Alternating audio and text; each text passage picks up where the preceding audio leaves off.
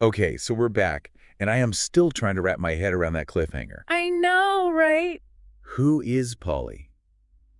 Is she real or a figment of Scarlett's imagination? It's the question that keeps us coming back for more. The author is really good at keeping us guessing. Oh yeah, they know how to build suspense. And then there's that whole theme of polyamory, Right. which the story introduces right from the beginning. Remember that dinner party scene? Yes. And the Venalt's cryptic reactions? Yeah, like they knew something we didn't? Exactly. And it's interesting how the manuscript actually opens with a quote Oh, really? from Audre Lorde. I'm listening. It says, "Part of the lesbian consciousness is an absolute recognition of the erotic within our lives." Okay. It kind of sets the stage for a story that explores female desire and intimacy. In a way that challenges conventional norms. Exactly. So how does that quote connect to the whole Poly Me Crazy mystery? Well, it suggests that the story isn't just about a thriller plot. Okay. It's about delving into the complexities of desire. Particularly within the context of a lesbian relationship. Right, and the Venalt's initial reaction to the idea of polyamory. That shared glance, the flashback. It hints at a history with this non-monogamous lifestyle. So are we supposed to believe that this whole experience with Polly was a shared fantasy? A way for them to act out their unspoken desires. It's possible. The author deliberately blurs the lines between reality and hallucination, Right? making it difficult to separate what's real from what's imagined. Those vivid descriptions of Polly's seduction. The sexual encounter. Her eventual disappearance. It could all be products of Scarlett's injured mind. Or maybe even influenced by Ashley's desires, too. Absolutely. It's almost as though the accident, the head injury, acted as a catalyst, Okay. unlocking something within them A subconscious desire. that's now taking on a life of its own. It's like their carefully constructed world The one built on success and appearances. has been shattered. And in its place. These raw, primal desires are emerging. That's a powerful way to put it. And the fact that Polly's name is never listed with a temp agency Right. could be a symbolic representation of her existing solely within their minds. Okay, but what about those unsettling details? Like what? Like Polly appearing at their door late at night Yeah. and then vanishing from the security footage. Right. Those details are strange. They seem pretty real, even if we consider Scarlett's hallucinations. You're right. Those details add another layer of complexity to the mystery. So what's the explanation?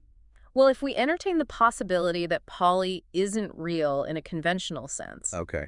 then perhaps those occurrences are manifestations of the Venalt's growing paranoia and guilt. Guilt about what? Guilt about their desires, about the encounter with Polly, whether real or imagined, their subconscious anxieties, their fear of exposure or judgment. So you're saying It could be projecting outward. creating these seemingly real events that only they can perceive. It's possible. So it's like their internal turmoil is bleeding into the external world. Blurring the lines between their psychological state and actual events.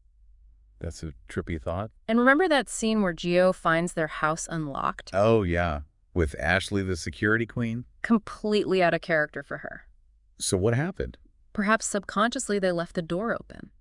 Why would they do that? Drawn by a desire for Polly to return, or maybe driven by a need to expose the truth? Even if it means jeopardizing their safety. It's a possibility. It's like they're both drawn to and repulsed by this whole situation. Exactly. And it connects back to that Audre Lorde quote. The idea of recognizing the erotic within our lives, Right. The story seems to suggest that indulging in forbidden desires even if they remain purely in the realm of fantasy. can have real-world repercussions.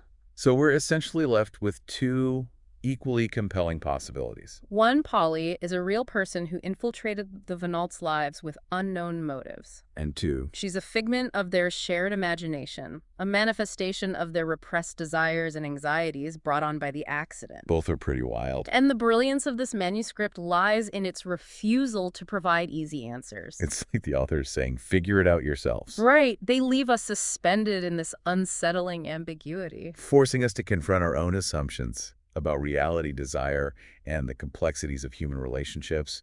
I feel like I need a break after all that. It's a lot to process. This deep dive is getting pretty deep. Oh, yeah. It's making me question everything I thought I knew about this story. And that's the beauty of a well-crafted psychological thriller. It really gets you thinking. It engages us on multiple levels. Making us question not only the events within the story, but also our own perceptions of the world around us. We've covered a lot of ground here, We have. and I think we need a moment to process it all. A little breather. But don't go anywhere. We'll be right back. with part 3 of our deep dives into Poly Me Crazy where we'll explore some of the symbolism and lingering questions raised by this mind-bending manuscript.